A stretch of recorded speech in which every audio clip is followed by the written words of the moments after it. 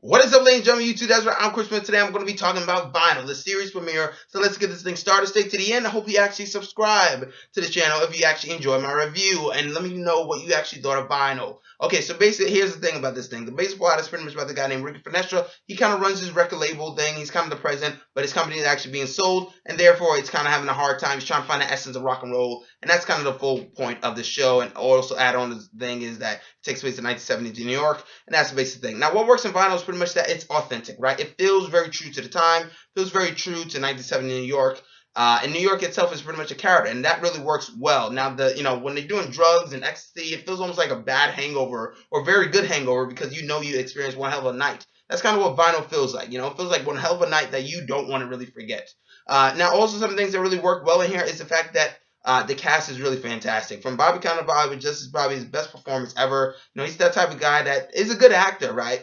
But he's always kind of in some shit like Annie. And sadly, that's a bad thing for him, really. But he really breaks out here. Julia Temple's also really great in this thing. She probably does her best thing. And Olivia Wilde and Ray Romano, they also do very good. Now, some other things that really work well is that it doesn't really shy away from the lifestyle some of these musicians really do. So from like the sex and the drugs, you see that in the trailers, and it really does come across very well. You almost feel like you're snorting cocaine to some of these people. Now, some things that really don't work that well to me personally is it does take a little bit of a while to kind of get going, and that's kind of the negatives of having a 2-hour premiere. Personally, now granted, the direction is great for Scorsese, and the writing by Terrence Winter, and the music is fantastic. Probably being looked over by Mick Jagger, so everything kind of works well in that group, and I think it all comes across very well. The only thing, as I said, the pacing does take a little bit of time to get going, and also some of these characters do feel a little bit cliche and a little bit unoriginal because we've seen this type of concept a little bit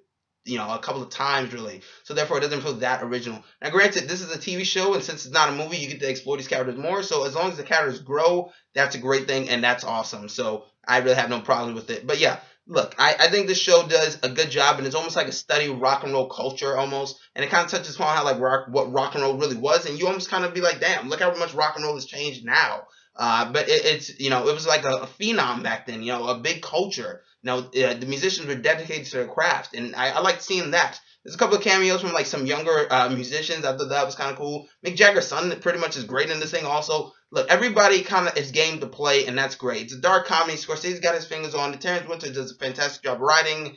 But yeah, I hope they don't take us up too seriously, and that's all I can really say about it is that Vinyl is almost like like I said, once again, it's like a hangover that you want to constantly remember. It's just that fun of a time. It's just that they need to work on pacing, which I'm sure they'll probably work out since it was just a 2-hour premiere. Once they go back to an hour, and just flesh out some of these characters a bit more and make them less cliche. But yes, Bobby Cannavale, good anti-hero. HBO knows how to do it. There's nothing more I can say except watch Vinyl, duh. But get your guitar, start riffing, and pretty much watch it. Comment, subscribe, and like. If you enjoy my review, subscribe, help me out. Signing out.